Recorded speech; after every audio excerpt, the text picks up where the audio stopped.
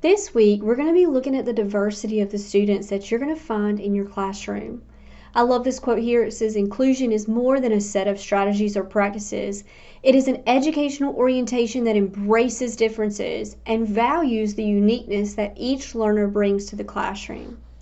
This week, we're really just going to be studying the diversity that you're going to find and not necessarily delving as far into the strategies used to build an inclusive classroom. I am going to mention some general strategies in just a minute, but I wanted you to know that really EDU 187, if you decide to go on and take that class, is really where we're going to delve into the strategies for inclusion.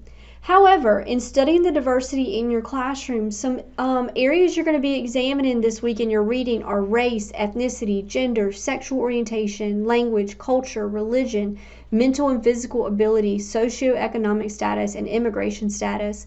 So you can really see just how diverse your classroom is going to be, and it's so important for you as an educator to embrace that diversity. So like I mentioned, some general strategies to have an inclusive classroom. First and foremost, create a safe learning environment. So you're going to be looking at Maslow's hierarchy of needs this week, and at the bottom of that pyramid you see safety. In order for a student to be able to learn, they've got to feel safe in your classroom. Learning will never happen unless a student feels safe. You also want to provide routine and structure, especially for some of your students that may experience learning disabilities. Routine and structure can help tremendously. You most certainly want to develop personal relationships with your students. Yes, you're going to know them on an academic level, but you need to know your students on a personal level as well. Try to incorporate diversity into your curriculum, whether it be, the images that you're showing in class, or the videos that you're showing, or the text that you're choosing, or even the projects or assignments that you're giving out. Diversify your teaching strategies to reach a variety of different learning preferences in your classroom. So something you're going to be looking at this week is Universal Design, or UDL. Offer students a voice in your classroom and also offer them choice, especially when it comes to, how they learn or the way they present their learning in terms of assignments. Given choice boards is a great way to allow students to, show their personality, show who they are as an individual. Create partnerships with families. So your number one supporter in your classroom is going to be the families of your students. Whether it be a parent, an aunt, an uncle, a grandparent, or a guardian, develop those relationships with those families. And then you also want to always examine your personal implicit biases.